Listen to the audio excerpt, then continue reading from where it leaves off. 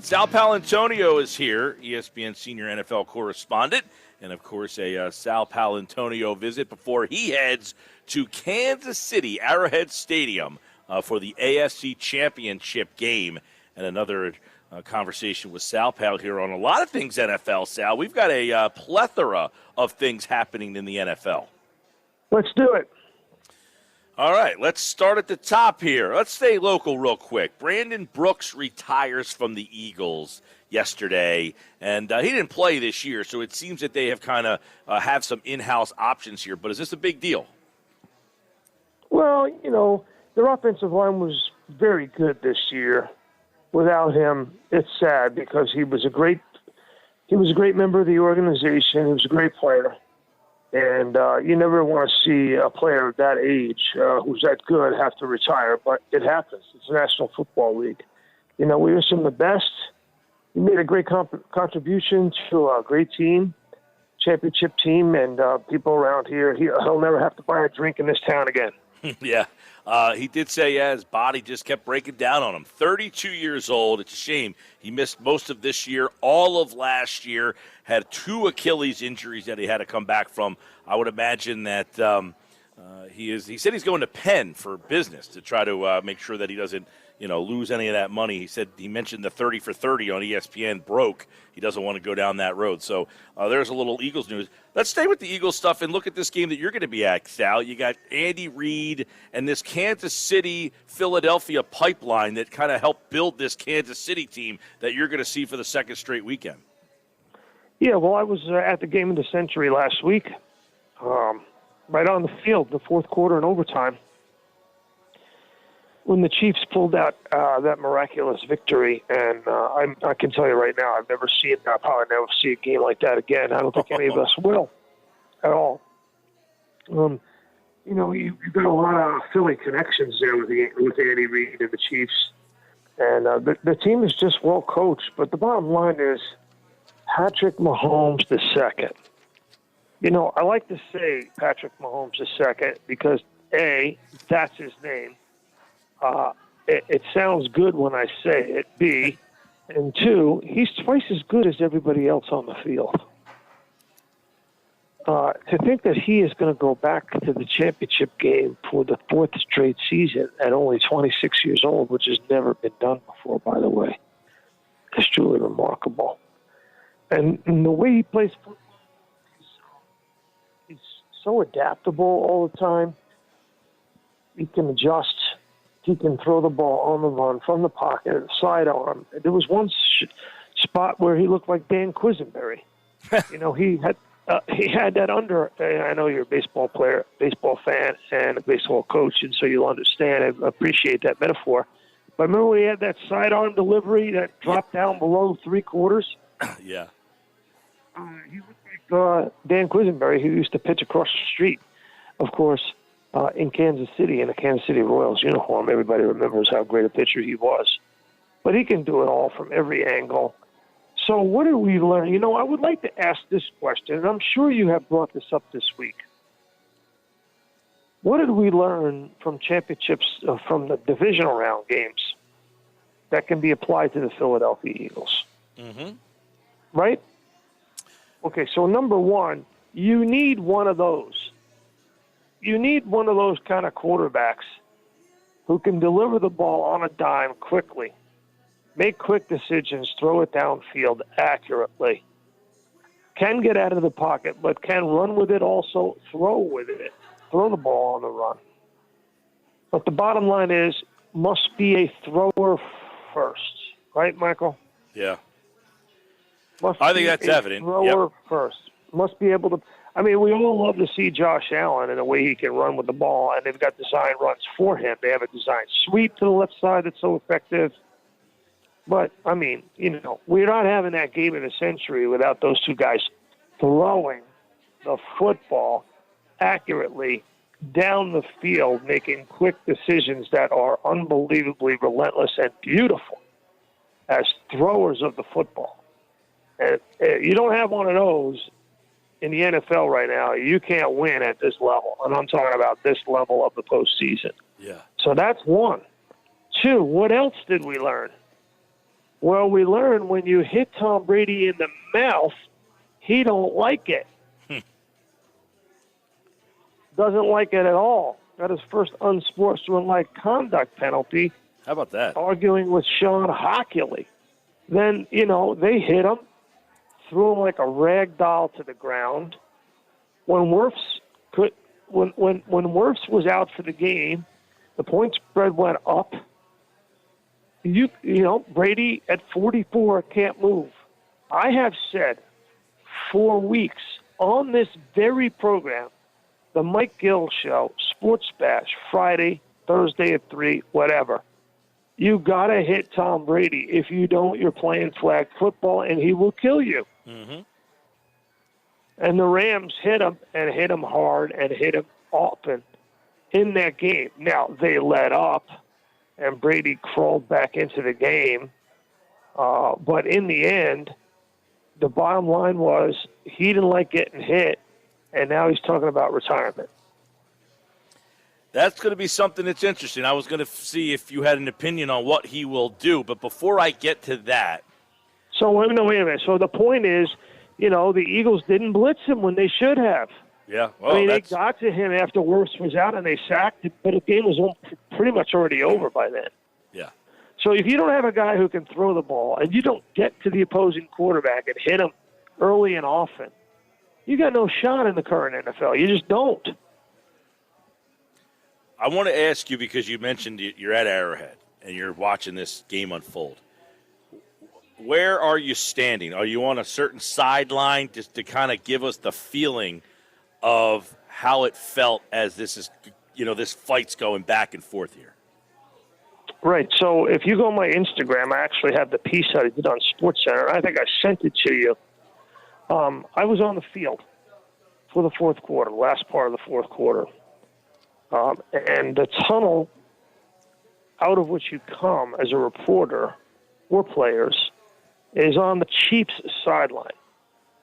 And since the Bills had the ball and were throwing into that end zone, and Josh Allen was performing his magic act, throwing to Gabriel Davis, I just stayed right there on the Chiefs sideline, 10 feet from Andy Reid, 12 feet from Andy Reid.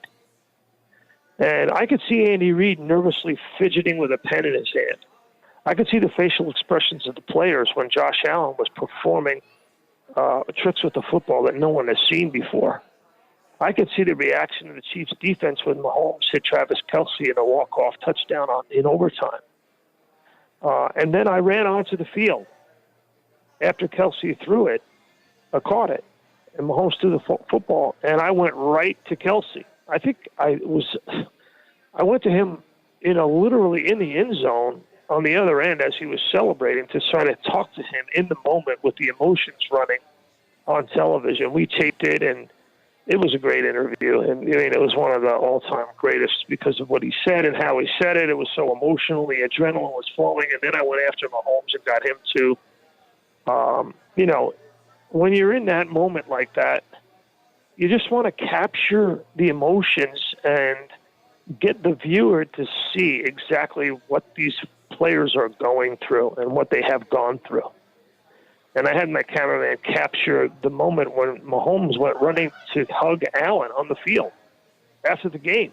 I mean, he had just thrown the touchdown pass, and we interviewed Kelce, and I said, go find Mahomes. And Mahomes was running after Allen, and my cameraman ran with Mahomes to Allen. We caught that on camera, which is one of the most extraordinary moments in NFL history, that Patrick Mahomes would have the presence of mind, Michael, to go find his opposite number and embrace him. And both of them knew what they had been through was historic. Pretty cool. It will never happen again. Sal Pal, I asked you about Brady. Do you have a thought on his future? Mike, here's the thing. If you remember after he beat the Falcons in the Super Bowl and he suffered a concussion in that game, he was thrown to the ground and the back of his helmet hit the turf. And his wife, Giselle, said, quote, Tom Brady's had a lot of concussions. My husband's had a lot of concussions. Do you remember that? Mm-hmm. Yep. Okay. Well, Brady was similarly thrown to the ground by either Aaron Donald or Von Miller, I forget who, in the fourth quarter where the back of his helmet really impacted with the ground very hard, and it bounced. And he got hit in the mouth in that game. I just think he looks at it and says, you know what? I got the Super Bowls. I got these children. I got this beautiful wife and family. I've got my health. I got hit in the mouth, and teams know that when I have an offensive lineman hurt, they're just going to come after me. If I can't be protected properly, they're going to just come after me. And I'm too old and too slow to get out of the way of the rush properly. I just think that he's looking at all that and putting it into the hopper of his equation with his family and thinking about retirement.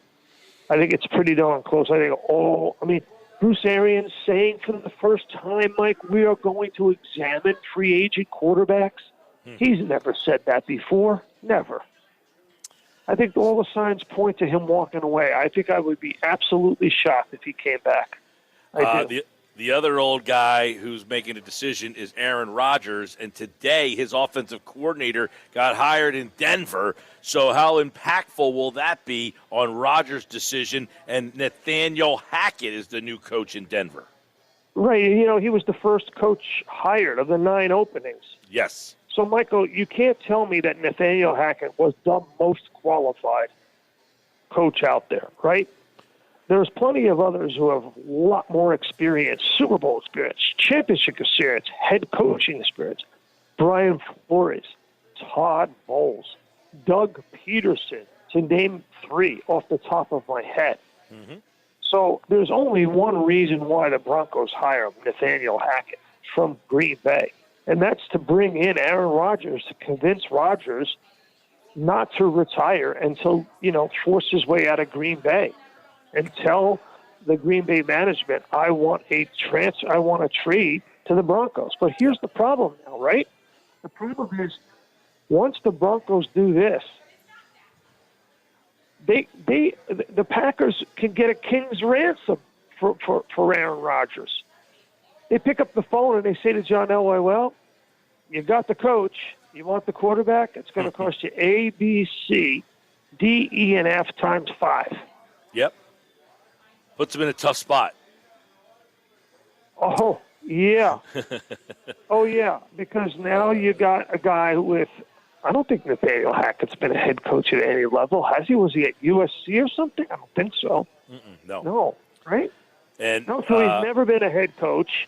He was a play caller in a game that we just watched last Sunday where his Hall of Fame quarterback went 6 drives without scoring a point. Hello. So, to me, my opinion, anybody who looks at it objectively, there's a lot of other guys that are more qualified than Nathaniel Hackett. All right, Sal Paolantonio, well put. Quarterback decisions, let's stick with them. I am rooting, Sal, for Jimmy Garoppolo to not only make the Super Bowl, I want anarchy and would like to see him win the Super Bowl and see what San Francisco does if that happens. Wow. Anarchy is good for sports talk radio, right, Michael? We love it. Okay. All right. I'll buy that. I'm in for that. I'm in for anything that's a good story. Realistically, they trade 3 picks to get Trey Lance. If this guy wins the Super Bowl, what are you supposed to do? They're in Howie Roseman territory where he's got to make a decision. Anarchy. Big story. Big story if Matthew Stafford and Sean McVay lose at home to Garoppolo. Big story if Garoppolo wins. Yes. Puts the San Francisco 49. Big story if Patrick Mahomes II wins another Super Bowl. Big story if Joe Burrow upsets the Chiefs in Arrowhead and then goes to L.A. Mike, there's big stories all over these playoffs, Mike. I think that one of the big story questions here, Sal, is are the Bengals here to stay? This is a perpetual loser franchise. 30 years. Are they here to stay? Finally. If you ever met Joe Burrow, and I have, during this season I've interviewed him twice, met him for the first time, you would be so impressed. He's just a wow, off the charts wow. What a solid, smart, thoughtful young man. What a tough guy. Yeah. And, Mike, hello. Is it coaching malfeasance that he was sacked 9 times in the game, Mike? Absolutely. Hey, I criticize them a lot for not taking an offensive lineman. What Chase did, it's hard to criticize, but they've got to get him some offensive line help. That's ridiculous. Oh, Mike, come on. You got to put an extra. Hey, listen, the Chiefs last year failed to protect Patrick Mahomes, and the Bucs beat him up. If they fail to protect Joe Burrow in this game, it'll be coaching malfeasance, and the Chiefs will win big. Yeah. The Chiefs will win big. And if Tennessee had won last week, the only thing we would have been talking about with respect to the Cincinnati Bengals is how they couldn't protect their franchise quarterback. 9 times. Mike, 9 times. I'm happy for the Bengals because that franchise is it's 30 years in the making here.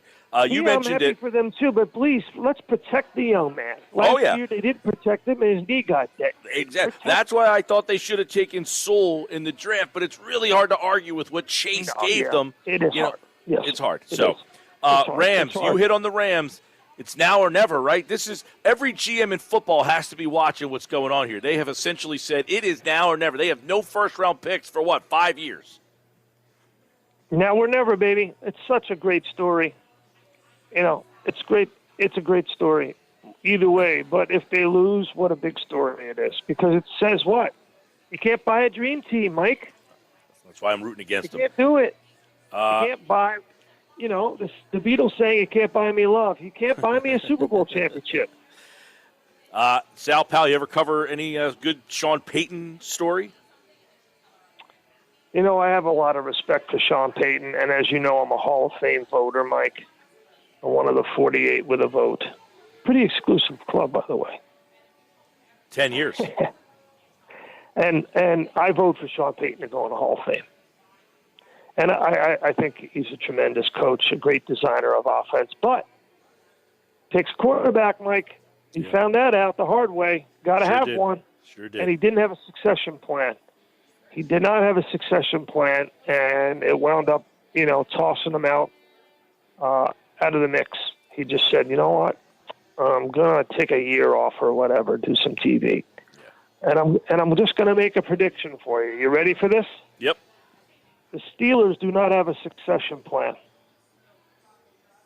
And I wonder how long Mike Tomlin will last up there with a revolving door at the quarterback position.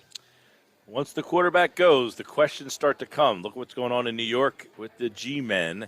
You're seeing it in New Orleans, and now you might start to see it in Pittsburgh. Hey, by the way, Sal Pal, a mutual friend of ours is in Philadelphia tonight, LeBron James. Remember that day? I sure do remember that day. Tell people the story, Mike Gill. Tell them. We're in the Cavaliers locker room, and there's 3 people in the locker room, and the PR guy, so 4. It's Sal Pal, Mike Gill, and LeBron James. And LeBron is telling Sal how he watches him on the matchup show and loves his work. And I'm just standing there as the third wheel, kind of.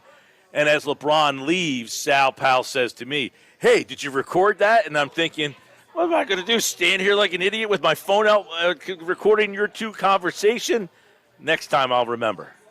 It would have made some great radio, Mike Gill. It would have made it great. You know what? But telling that story is better radio right now. It is. I think so. It was a great moment, and I was just honestly just flattered that A, he knew who I was, and B, cared enough to talk to me about football. That was kind of cool. And, you really find out all the time how athletes in other sports are always fans of other sports. Like, it happens to me all the time in spring training. They want to talk football. Or, when I'm with guys at major tennis tournaments. Hey, Sal Pal, let's talk football. Everybody wants to talk NFL, Mike Gill. Everybody. Hey, baby, I got to get going. Yep. We got a crazy weekend, and I will talk to you next week, my brother.